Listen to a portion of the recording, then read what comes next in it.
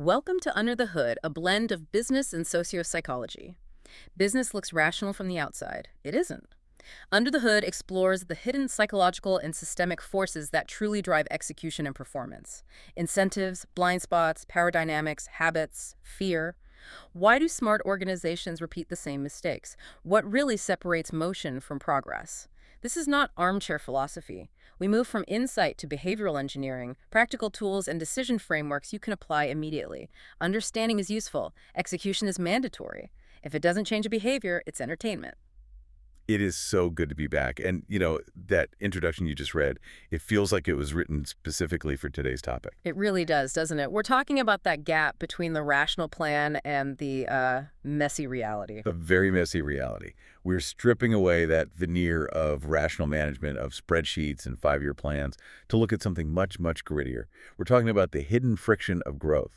I am so excited for this deep dive. I've been looking forward to it because the source material you brought in today is, well, it's pretty brutal in the best way. It's not gentle. No, it's not the usual 10 ways to hack your growth kind of advice. Yeah. It's about that specific, really agonizing phase where a company has some traction, it has revenue, maybe it even has a cool brand, but everything suddenly feels like it's moving through molasses. That is the perfect description.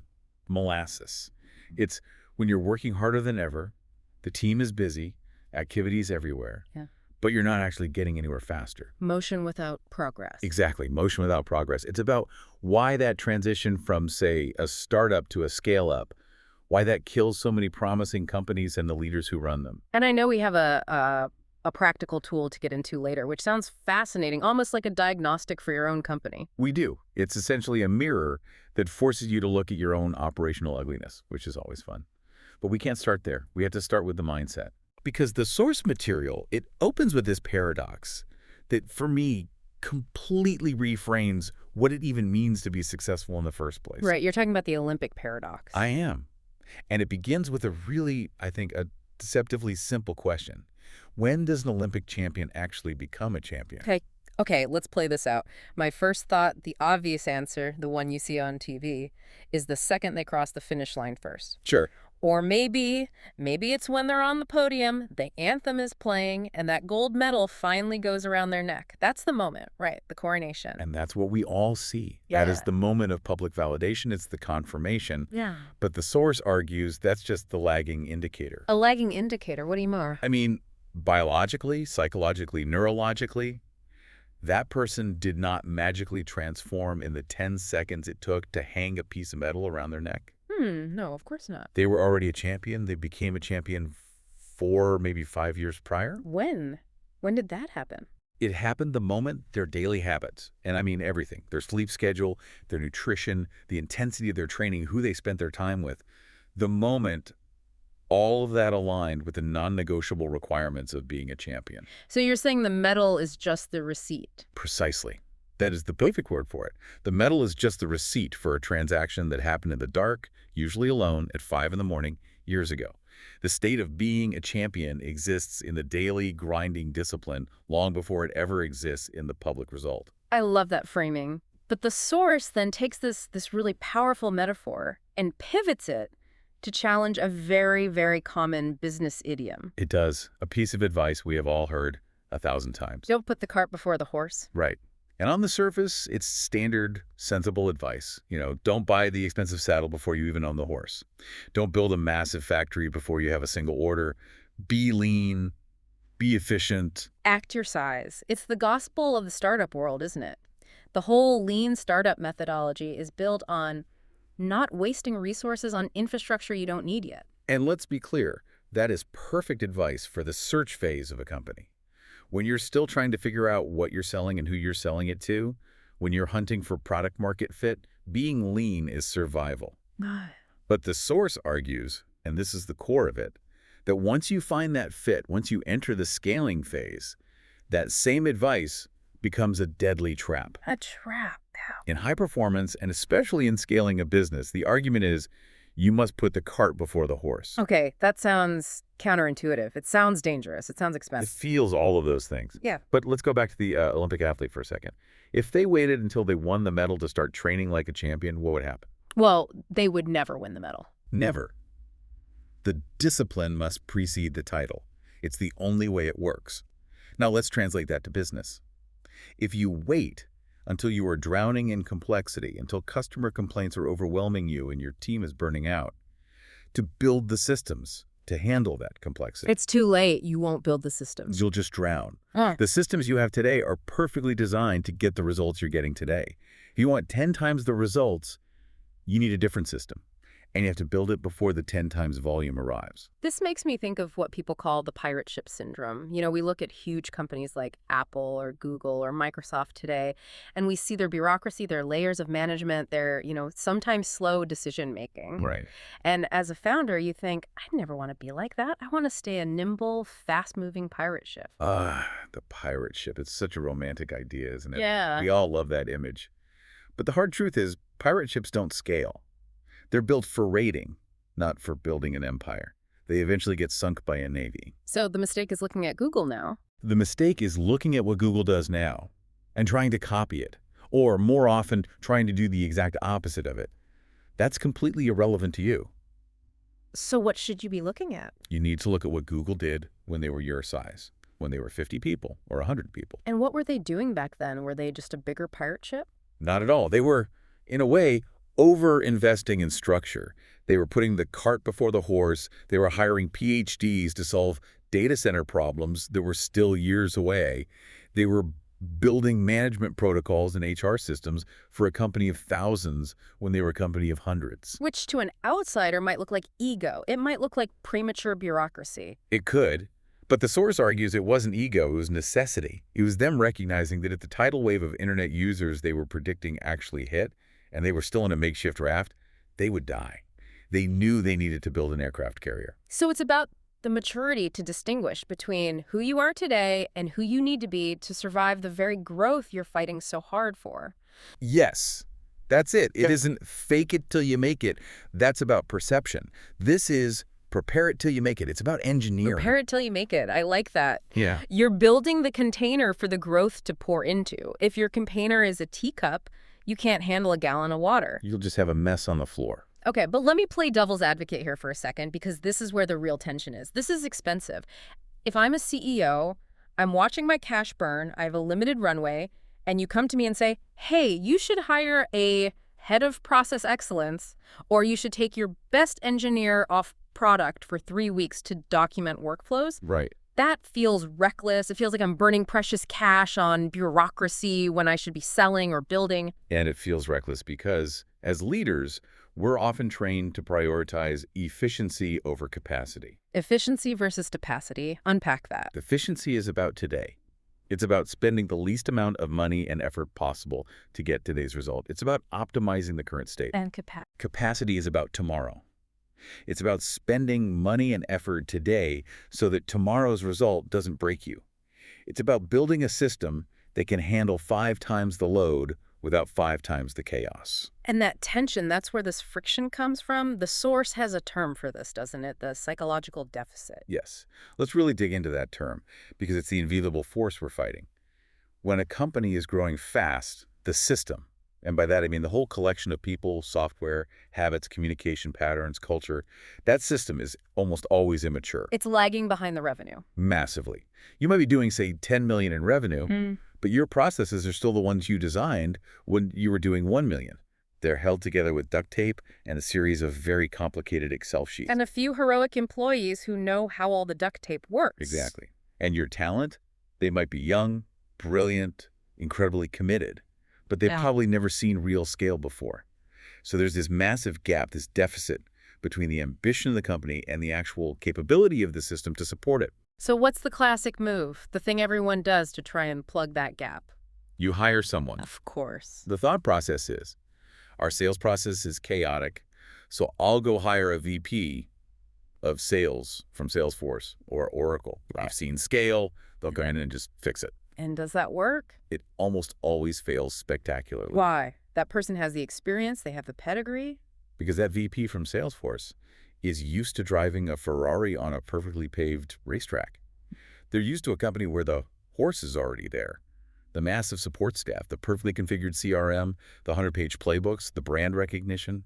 They aren't used to building the car, let alone pulling the cart themselves. They show up looking for the team that builds the racetrack. Exactly. They come in, they ask, where's my operations team? Where's the data analyst? Where's the training manual? And when they realize those things don't exist, that they're supposed to be the ones to build them from scratch, they often freeze. So the system rejects the organ transplant. Perfectly put. The system rejects the organ. So if the existing system can't handle the load and the expensive new hires can't just magically fix it, who absorbs this deficit? Who is left holding the bag? CEO. The CEO. Yeah. The founder. The leader. Yep. Every single crack in the system, every bit of friction, every drop ball, it ultimately rolls downhill and lands on their desk. No. The deficit of the system becomes the personal workload of the leader. Which is completely unsustainable. It's the fast track to burnout. Yeah. And this forces a complete, and I mean a total, redefinition of the leader's role at this stage. The source material uses a term that I think is the real anchor for this entire deep dive. It says, once the vision is set and the company is in motion, the CEO's title should effectively change. To what? To Chief Unblocker. Chief Unblocker. I love that. It sounds so much more active than Chief Executive Officer. It sounds less like a visionary standing on a TED Talk stage and more like, I don't know, a plumber. It is essentially high-stakes plumbing. The romantic, popular view of the CEO is all about strategy, culture, keynotes, being the public face of the brand. The 30,000-foot view. Right. But the reality of the Chief Unblocker is brutally simple and ground level. Identify exactly what is preventing the organization from reaching its next critical milestone and personally make it disappear. And I mean anything. Give us some texture on this. What really counts as a block? Because surely the CEO shouldn't be down on the floor fixing the office printer. Well, it depends. If Yep. that broken printer is the only thing stopping the month-end invoices from going out and you're about to miss payroll, then yes, the CEO should be fixing the printer. Okay, fair point. But usually it's bigger than that. Usually it's the grit in the gears that the team feels powerless to move. It could be a dominant supplier who has you over a barrel and is squeezing your margins so you can't price competitively. The team can't renegotiate that. Only the CEO can. Or technical debt. A huge one. That piece of legacy code that was written by a developer who left 3 years ago, and it crashes every single time you have a spike in traffic, the engineering team is scared to touch it. That's a block. What about people? Absolutely. It could be a persistent conflict between the head of marketing and the head of sales. That means qualified leads are just sitting there, not being followed up on, because they're fighting over the definition of qualified. So the CEO has to dive into the code, mediate the fight between the VPs, get on a plane and renegotiate the supply contract themselves. Yes, all of it. I think. And this is precisely where the traditional management advice causes so much pushback. Yeah. We are taught constantly that great leaders should delegate, they should empower their people, they should stay out of the weeds. Right, work on the business, not in the business. And again, that's not wrong, but context is everything. The source argues that the 30,000-foot view is where you go to die when your company is on fire at ground level. There's a critical distinction to be made. Between what? Between micromanagement and deep operational engagement.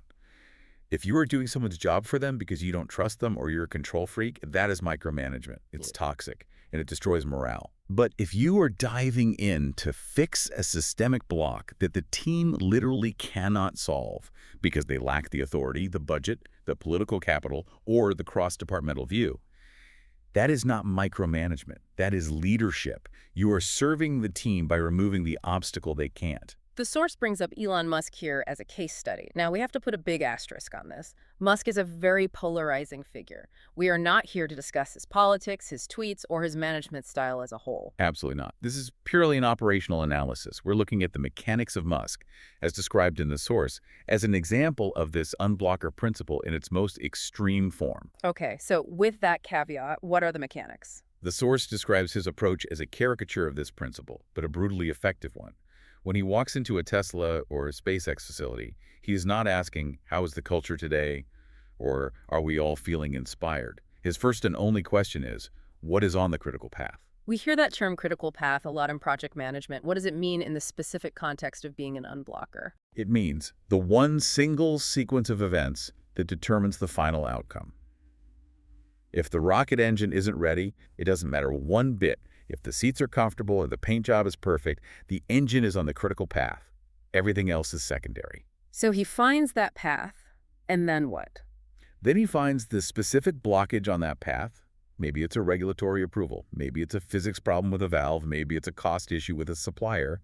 And then he physically goes to the location of the problem. That's where the famous sleeping on the factory floor stories come from. That's exactly it. He doesn't manage from a dashboard. He sleeps on the floor. He personally gets on the phone to negotiate the price of aluminum. He'll sit down with a junior engineer and help redesign the part himself. He acts as a human battering ram against the obstacle. He isn't supervising the solution. He is actively engineering the solution alongside the most competent person, regardless of their title. But there has to be a prerequisite for this to work, right? You can't just barge into a highly technical meeting and start giving orders if you don't have a clue what you're talking about. You would destroy morale and probably break the product. You'd be laughed out of the room. This is the non-negotiable knowledge requirement. And it's a really tough pill to swallow for the rise of the generalist manager, or the pure MBA archetype. What do you mean by that? To be a true chief unblocker, you cannot just be good with people or good at strategy. You must understand the fundamental physics of your business in depth. The source uses the phrase engineering intuition. Yes. If you run an industrial company, you don't need to be the single best engineer on the team, but you need a deep intuition about physics, materials, and manufacturing processes. You need to know in your gut when an engineer is sandbagging an estimate or when a proposed solution is too complex. And if you're in a different field? Same principle. If you're in medical devices, you have to understand the regulatory landscape from the FDA better than your own compliance officer. If you're in SaaS, you have to understand the unit economics, customer acquisition costs, lifetime value, churn rates at a deep mathematical level. You have to be able to build the model yourself. Because if you don't have that depth, if you're just the vision person. If you don't have the depth, you become, in the source's very harsh words, a commentator. Ouch! A commentator. It's a brutal label, but it's incredibly accurate. You're standing on the sidelines watching the team play, and you're just yelling, go faster, do better, hit the target. But you can't actually get on the field and help them go faster because you don't understand why they're slow. You don't understand the game. Wow. A commentator creates noise and pressure. An unblocker creates flow and progress. That's the distinction. One adds stress to the system. The other removes friction from it. That is a searingly clear distinction. Okay, so let's say a leader listening to this accepts the premise. They're ready to get their hands dirty, they have the knowledge. How do they actually operationalize this? You can't just run around the office putting out fires randomly, or you'll burn out in a month. No, that's just chaos. You'd become the bottleneck yourself. You need a system. You need a rhythm. The source calls it the minimum vital standard, and that standard is the weekly drumbeat. I like that. Without rhythm, everything dies. That's a dramatic line from the notes. It is, but think about it. It's true in biology, in music, and everything. Companies that stagnate often have a culture of a lot of talking. They have meetings, sure. They have town halls and strategy offsites. But they lack a short, mandatory, relentless cadence of accountability. So what does this drumbeat look like in practice? It's deceptively simple. The rule is review the key numbers weekly. Weekly, not monthly or quarterly. Weekly. It has to be weekly. And critically, it's not a show-and-tell meeting. It isn't a storytelling session where people explain how busy they were. It's a quick, data-driven check-in. How does it work? You look at the metric. If the number advanced towards the goal, great. We don't even need to talk about it. Next topic. If it didn't, why? And here is the magic rule, the intervention point that the source suggests. If a key metric or a critical project does not move for 3 or 4 weeks in a row, the question from the leader has to shift. It shifts from what to what? It shifts from how's it going or what's the update to what must I, the leader, do to move this? Ah, there it is. That's a trigger for the chief unblocker role. That's the trigger. 3 or 4 weeks of stagnation is the signal that the team is blocked. They can't solve it on their own. Maybe they're waiting on a decision from another department. Maybe they're scared to make a call. Maybe they lack a key resource. It doesn't matter why. The fact is, they're stuck. And that's when the leader steps in. That's when you enter what the source calls deep operations. You enter the workshop. You join the negotiation call with a difficult client. You open the financial model yourself. And the motto in that moment becomes, better done than perfect. Just get it unstuck. Move the damn rock. This sounds incredibly effective. It's a system for converting intention into action. But it also sounds, I mean, let's be honest, it sounds exhausting. It is. And it brings us to what I think is the most poignant, most psychological part of the source material. It's the why this doesn't happen. The idea of the 2 mornings. Yes. This is where we have to leave the spreadsheets and the mechanics and enter the mind, the heart of the leader. Because if this recipe, be the unblocker, keep the drumbeat, if it's so clear and effective, why doesn't every leader do it? Because it hurts. Because it requires a sacrifice, a profound one. The source calls it a mourning or a grief. It argues that a leader at this stage of growth stands at a fork in the road and they have to choose which part of their life, which identity they are going to mourn. You simply cannot have it all. Okay, let's walk through these two paths. Mourning number one is abandoning ambition. This is the choice, conscious or not, to stay comfortable. You keep your flexible agenda. You protect your time to only work on the parts of the job you love. Maybe that's product design. Maybe it's doing sales lunches with friendly customers. You reject the discipline of the weekly drumbeat because it feels rigid, it feels bureaucratic. And the result of choosing that path. The company hits a ceiling. It might be a very nice ceiling. You could have a fantastic lifestyle business. You make good money. You have a nice car. You get to take Fridays off to play golf. But the growth stops. The company plateaus. You have capped your potential in order to preserve your personal comfort. And to be clear, there's nothing inherently wrong with that choice, is there? Absolutely nothing. If that is what you truly want, that's a valid and wonderful choice. Own it. The misery, the real trap, comes from wanting the growth result while clinging to the lifestyle process. You can't have both. Wanting the outcome of one path while walking the other. Exactly. Don't complain that you aren't scaling if you aren't willing to pay the personal tax of discipline that scaling requires. Okay, so that's the first mourning. What is mourning number two? Mourning number two is abandoning the lifestyle. This is the other path. This is the choice of the scaler. Yeah. This is the leader who says yes to the pain. You accept the strict rituals. You accept that every Tuesday morning at 9 a.m., without fail, you have a finance review, even if you hate looking at spreadsheets. You accept that you have to deal with the painful, awkward personnel issues immediately, not push them off.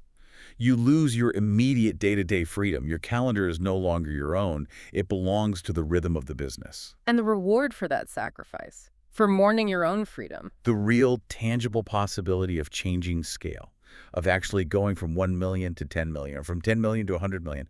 It unlocks that potential. There's a hard truth in the source material. It says, if you don't consciously choose, the default is always to preserve comfort. That's just human nature, isn't it? Yeah. The path of least resistance always leads to comfort. If you don't wake up every single morning and actively say, I am choosing the pain of discipline today for a future reward, you will automatically, unconsciously, drift toward the comfort of the lifestyle business. The system chooses for you. Wow. The source has this line that really stuck with me. It says, if you accept the discipline, scaling stops being a fantasy and becomes a construction site. I love that image. Me too. It just demystifies the whole thing. It's not magic. It's not a lottery ticket. It's a construction site. It's dirty. It's noisy. It's hard work. It's bricks and mortar. Or, in our world, it's code and process and difficult conversations. It's building something, not just wishing for it. Okay, so we've got the mindset. We've accepted one of the two mornings. We're ready to show up at the construction site with our hard hat on. But where do we even start digging? There are a million problems. This brings us to the methodology, what the source calls finding the critical path. Yes. And this is where we have to be incredibly precise, because critical path is one of those business buzzwords that people throw around and completely misuse. How do they misuse it? They think it just means the list of all the important things we need to do. And it's not that. Not at all. A list of important things is a wish list. It's a parking lot for good ideas.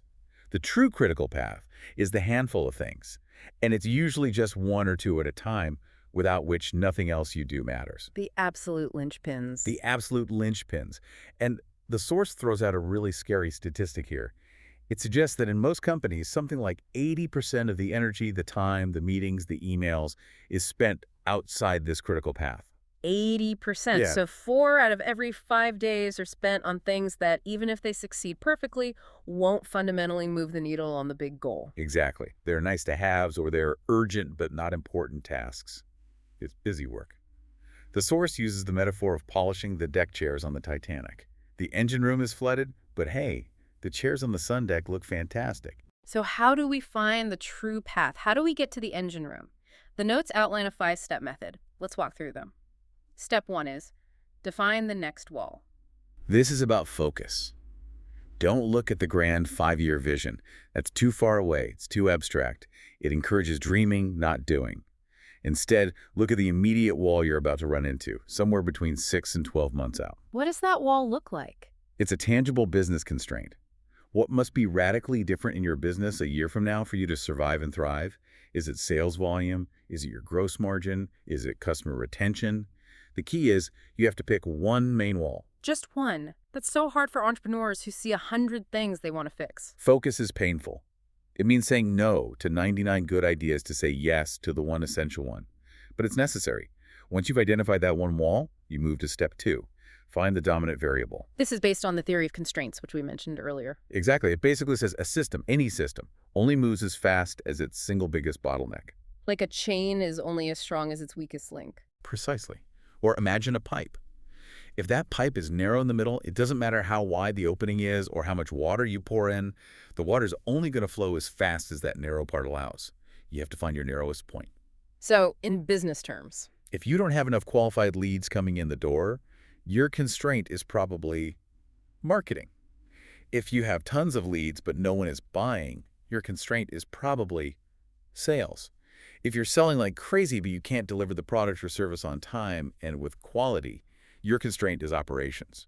it seems so obvious when you lay it out like that, but in the heat of battle, people just try to fix everything at once. Right. They go hire 3 more salespeople when they actually have a delivery problem. And what does that do? It just makes the delivery problem 3 times worse. It pours more water into a pipe that's already clogged. Okay, so we have the wall say, improve margin.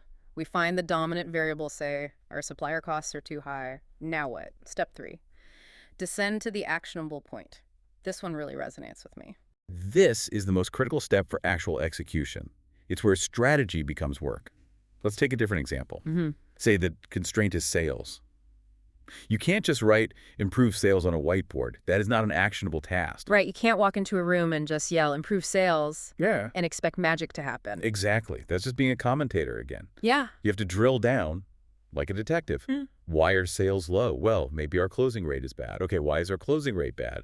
Because the current sales reps stumble when they get the price objection. Okay, why? Because our script for handling the price objection is weak and inefficient. That is an actionable point. Yes. Fix the inefficient script regarding price objections. You can open a workshop for that. You can assign an owner to that. You can measure if it's done or not. You cannot open a workshop called Make More Money. So you keep asking why until you get to a noun and a verb, something someone can actually do. Precisely. Then comes step 4, verify by pain. Verify by pain sounds ominous. It's a simple gut check. Ask yourself this question. If this specific, actionable, point fixing the price script remains blocked for the next 30 days, does the fundamental trajectory of the company change for the worse? And if the answer is no, not really. Then it wasn't on the critical path. It was important, but not critical. But if the answer is yes, if we don't fix this, we will miss our year-end target and might have to do layoffs, then bingo, you found it. That's where the pain is. That's where you have to focus. And finally, after all that, step 5, reduce ruthlessly. A true critical path, a list of things you are actively unblocking, should have maybe 3 to 7 items on it maximum. Any more than that, and it's not a priority list. It's a lie. You're lying to yourself about your ability to focus. The source gives a classic large-scale case study for this, the launch of the Tesla Model 3. Yes, the infamous production hell. It's the perfect example of this entire methodology in action. At that specific moment in time, what did Tesla have? Well, they had the brand. Massive hype. Huge brand. What else? Demand. They had hundreds of thousands of pre-orders. People were desperate for the car. Right, and they had money from investors. So they had brand, demand, and capital. The only thing that mattered, the only thing that stood between success and bankruptcy, was the factory output speed. Could they physically build the cars fast enough? So the critical path was just one word: production. One word. That was it. Strategy, future innovation, public relations. All of it was secondary.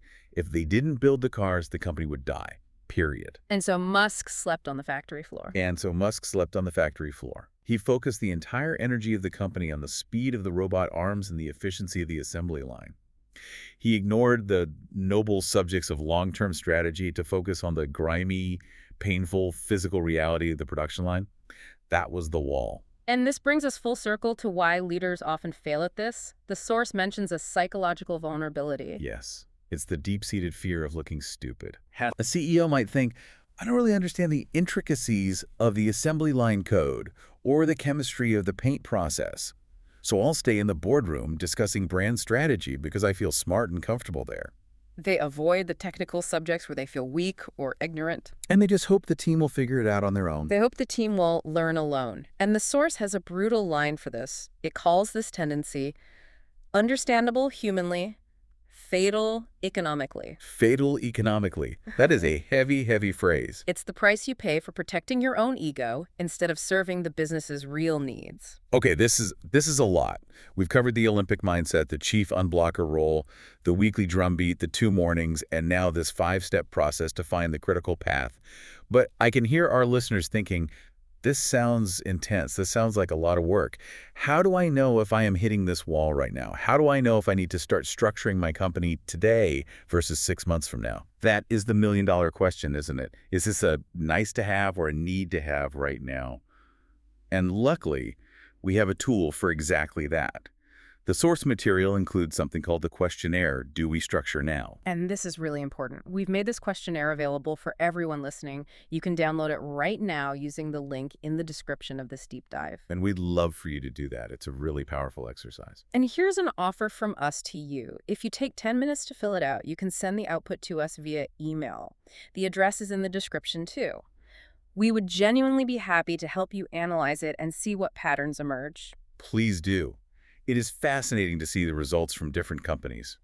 But let's walk through the 5 parts of this tool right now, because even just listening to the categories and the questions will act as a kind of self-diagnosis for you. Let's do it. Part 1 of the questionnaire is called The Hidden Tax We Already Pay.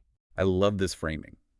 It's not about a future cost. It's about the pain you're already in, the friction you've just stopped noticing because it's become normal. The first item is rework, it asks. Are you and your team constantly fixing avoidable errors? Are you doing things twice or even 3 times? There's a subpoint there. We absorb costs we cannot refactor to the client. That's a painful one. It goes straight to the margin. Right. Then there's hero dependence. This is a big one.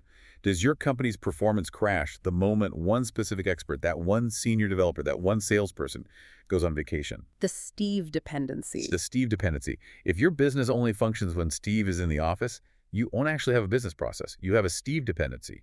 You have a huge single point of failure. And the last one in this section is recruitment, it asks. Is onboarding new hires long and, I love this word, artisanal? Artisanal onboarding, like every new hire gets a unique, handcrafted, slightly chaotic introduction to the company. Which is cute for a small pottery shop, but absolutely terrible for a scaling tech company. If 2 people with the same job title work in completely different ways, that's a hidden tax. You are paying for that inefficiency every single day. Every day. Okay, part 2 of the tool is titled, Are We Close to the Ceiling? This sounds like a direct measure of that molasses feeling. It is. It asks questions like, does complexity in the business seem to be increasing faster than revenue?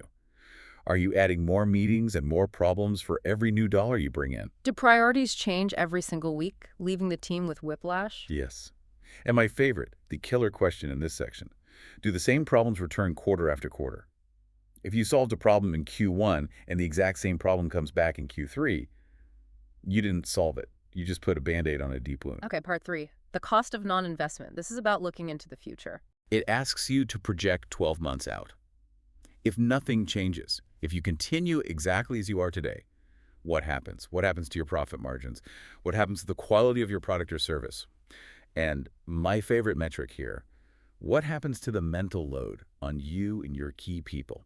Is mental load really a business metric? It absolutely should be. It's one of the most important ones. If a leader's mental load is constantly at 100%, they have 0 capacity to handle an unexpected crisis or a new opportunity. Yeah. If nothing changes, will your own mental load burn you out in a year? That's a tangible business risk. That hits home. Okay, part 4 is the gut check. It's just called courage. This is where the rubber truly meets the road. The questions here are brutal and practical. It asks, are we as a leadership team ready to pull 20% of our best people's time off of run, the day-to-day operations, to put them on build the work of structuring and creating systems? That is so hard to do in practice. Taking your best salesperson off the phone for a day a week to have them write the sales playbook, you are guaranteed to lose sales today. You lose sales today for the chance to double your sales capacity tomorrow. But do you have the courage to make that trade-off?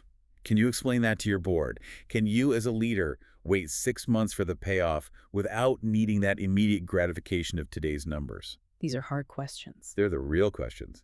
And finally, part 5 is the desired outcome.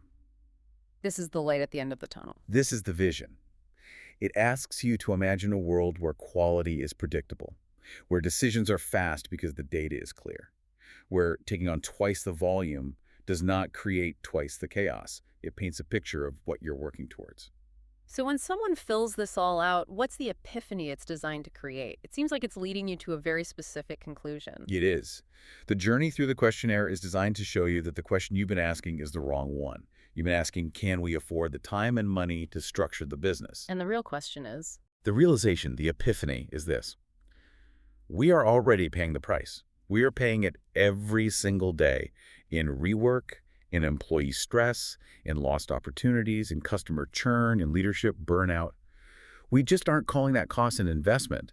We're calling it business as usual. So the real question becomes, how much longer can we afford not to do it? That's it. That's the flip. This has been, wow, honestly, a bit of a therapy session for anyone leading a growing business. We've gone all the way from the Olympic mindset of disciplined preparation to the CEO as the chief unblocker getting their hands dirty, to establishing that relentless weekly drumbeat, finding the critical path, and finally using this questionnaire to face the hard reality of the hidden tax you're already paying. It's a comprehensive journey from mindset to mechanics and back again. And if I had to leave you and our listeners with one final thought, it goes back to that feeling you should have when you find your true critical path. The source says it should be a mix of two things, clarity and discomfort. Discomfort? Why discomfort? I would think finding clarity feels good. The clarity feels good. The discomfort is the signal that you're being honest with yourself. If you look at your new ruthless priority list and you feel completely comfortable, you've probably picked the wrong priorities. Why? You've probably picked the things you like doing or the things you're already good at. The real critical path, the real block, is almost always the thing you've been avoiding. The uncomfortable conversation, the complex technical problem, the process you hate. Real growth feels like finally tackling the thing that gives you that pit in your stomach. That is a powerful place to end. Go find your discomfort. Go find your wall and start pushing. Thank you for listening to our podcast, Under the Hood, a blend of business and sociopsychology. And remember, understanding is useful. Execution is mandatory.